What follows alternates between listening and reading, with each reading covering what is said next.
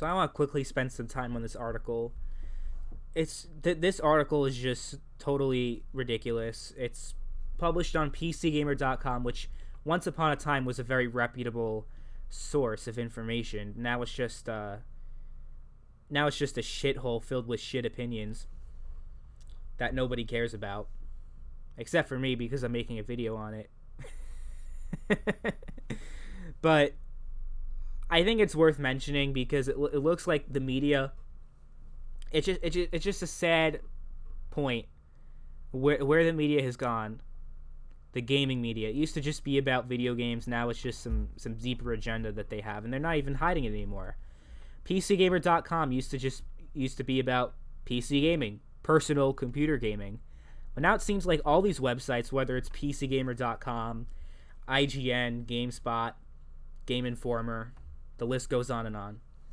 It seems like they're all PC gamers, not personal computer gamers, a different PC. Because they all have this left-leaning agenda, social justice left-leaning agenda. And this article shows that they just have no shame in it. When you shrug everything off, it's hard to know what you believe in. Valve doesn't seem to stand for much anymore. Because corporations are supposed to stand for things, apparently. They're not just supposed to make money. They're supposed to actually take a moral stance. So he was talking about... I covered this a few days ago also. But he was pretty much recapping what Valve did last week about how it took a while for the game to actually be pulled. It took Valve a week to actually make a decision, but they finally made a decision, yeah, we're going to pull it. And that's not good enough. Valve needs to be more social activists. They need to take a moral stance on issues. And he seems to miss the point of what Valve is actually all about. At the end of the day, Valve is a corporation. They're going to do things that benefit them as a corporation. That's why, instead of saying, we at Valve take a moral stance against this game, you guys know the game I'm talking about here. I'm not going to say it because I don't want a piss yellow $sign on my video. So I ain't going to actually say the name of the game. But you guys know what I'm talking about. Game that had very questionable material in it to many people. But what I also don't understand before I go on, the media, these people act like they're all about preventing women from being exploited by speaking out against not only a game like this, but lesser, games that are obviously less exploitative, because this game is a bit, I guess a lot of people would say it's on the extreme side. I mean, it's pretty much a simulator where yeah. But you had other games that had, Japanese games that were that had women in bikinis, and it was very suggestive. And they keep talking about all these games and how these games exploit women and shouldn't be there. Meanwhile, if you truly believe that, these are no-name indie games from no-name developers that no one would otherwise know about. You think people go on Valve looking for these kind of games? They're out there. You have to look for them. Someone dug it up, and the media covered it to no end. I saw nothing but articles about this game nonstop for the past couple weeks. So yeah, you guys got what you wanted. The game's pulled from Steam. But who's to say that the game will not appear somewhere else? Definitely not the Epic Game Store. Because I know that's a joke. Oh, what about the Epic Game Store? Nah, Epic Game Store ain't going to do that. But some other store might. Or they might just be able to self-publish somehow. I don't know. But either way, no matter how they do it, they might somehow be able to continue selling the game. Not on Steam, but enough, they might get enough resources together to self-publish and not have to publish on another platform. And what you're going to end up doing is you're giving this game more publicity more people are going to play the game now that you talked about it than you just keeping your mouth shut and not being sensationalist, because it's all about the clicks. Again, these websites are dying. They need articles, they need headlines to get them the clicks and the advertising revenue. And it's just sad what these websites have become. Because PC Gamer ain't about personal computers anymore. It's just pushing this cancerous agenda of enforcing your own cultural superiority to other people and censoring things that you find disagreeable and offensive. And that's what it's about. Look, I don't think this game ain't something I would play. But I'm going to say the same thing I said about last year with the active shooter game. I don't believe in censorship for the most part. I really don't. I don't think corporations should be at the position to make moral decisions to make moral decisions on behalf of the consumer.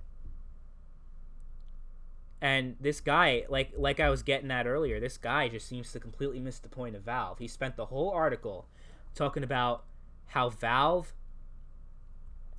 is the antithesis. They've been the antithesis of Electronic Arts and Activision, as he says towards the end. Like, they had layoffs, but not on the scale of EA, and how they chose not to grow into a multinational corporation like EA.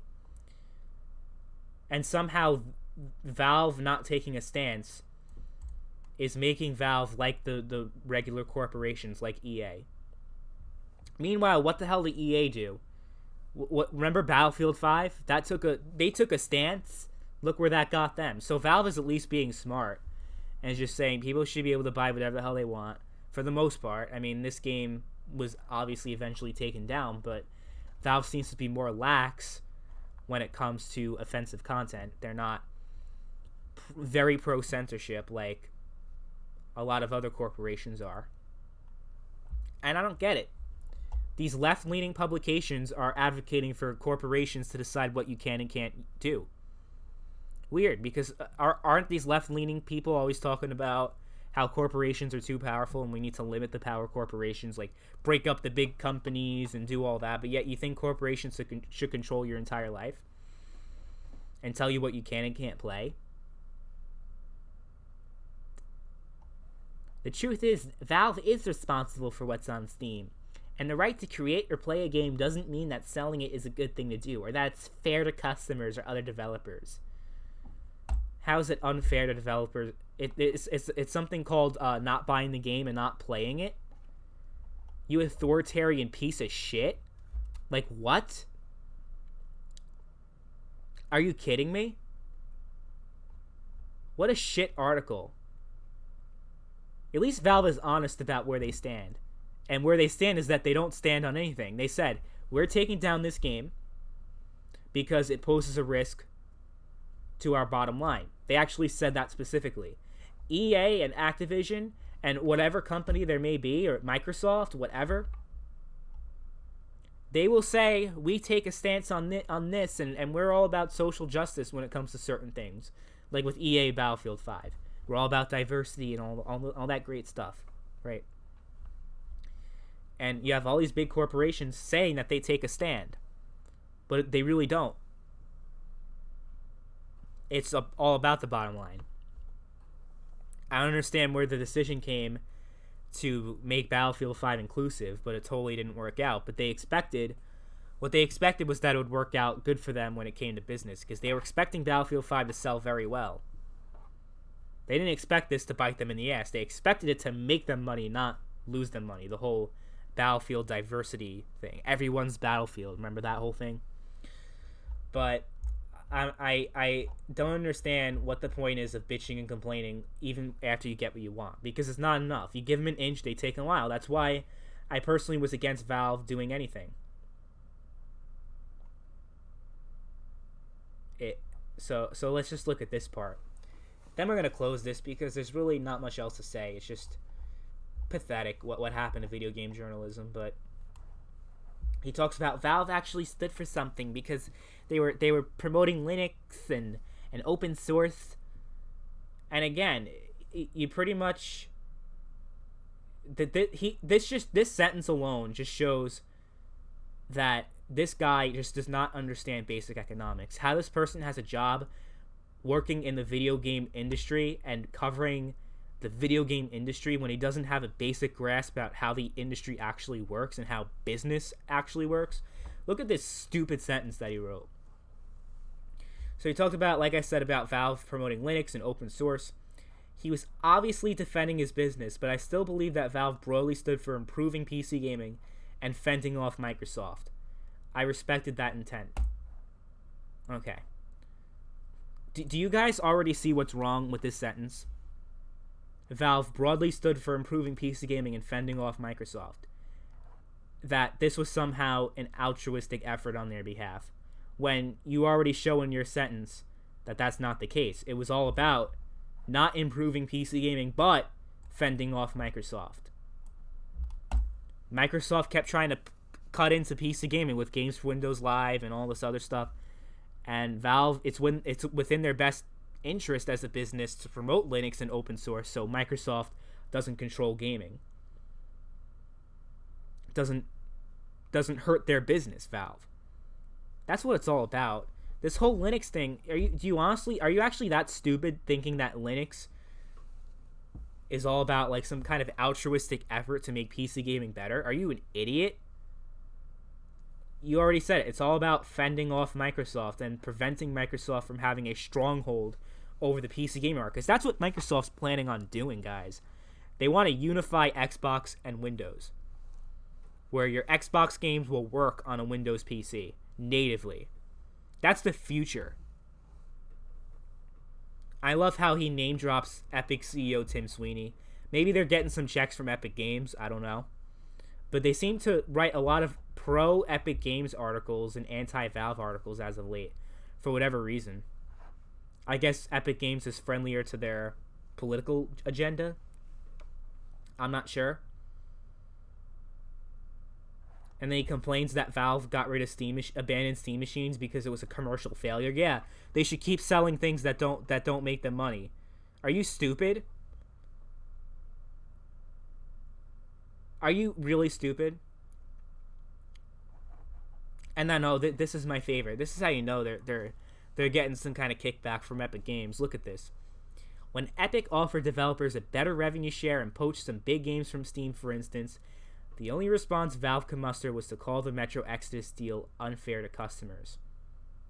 True, it was pretty rude to switch stores so close to release, and what is Valve going to do about it? Does it have no response to a competitor who says that a 12% cut, not a 30% cut, is a fair deal?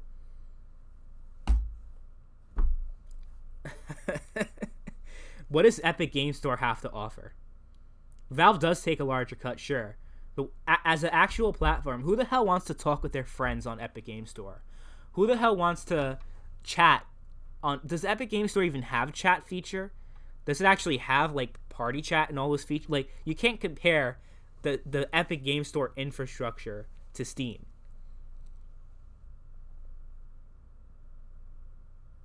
Like, you're saying that Epic Games and Steam is on an equal footing, basically. Because you're saying that it's no response to a competitor who says that a 12% cut is a fair deal, meaning that Valve should cut their revenue cut. And that the only thing they had to say was that it was unfair. Like, that's the best you got, Valve? Look, it was unfair to their customers because their customers bought the game, or their customers were planning on buying the game, and all of a sudden it was moved to another platform. Hell yeah, it was unfair. You kidding me? Now, I do think a lot of the blowback against the Epic Game Store is a little bit out of proportion. Don't get me wrong. And I have said that in the past. But, really? Valve isn't allowed to say it's unfair? And them taking a larger cut is somehow a bad thing? When no other competition offers a better service? Like you said, all they do is poach games. They don't actually offer anything real. Epic Game Store, they just sign exclusivity contracts with these companies. So, and I love how look, let's read the comments. The same drill as usual. While I'm sure some of you will have thoughtful and respectful comments even if you disagree, the size of threads around controversial topics makes them difficult for our team to moderate. So we're closing comments here. You're of course free to express yourself on other platforms, and people have done that on dissenter.com, which is a free speech platform that kind of tries to decentralize the power of internet from the corporations who post articles like this, and then they censor comments. They completely censor comments. And that's what they do. Well, Dissenter prevents them from doing that. Completely. Because you got all these comments now. Good job, Valve. I mean, it's a good job, PC Gamer. Good job, all these websites. Thinking that you could censor people and try to like control the narrative. Nah. Dissenter's making sure that ain't happening. Which I think is funny. Yeah. PC gamers really lost their way. They ain't personal computer gamer anymore. The PC definitely stands for something else now. And it really shows. It's just, honestly, it's just sad the way that video game journalism is gone.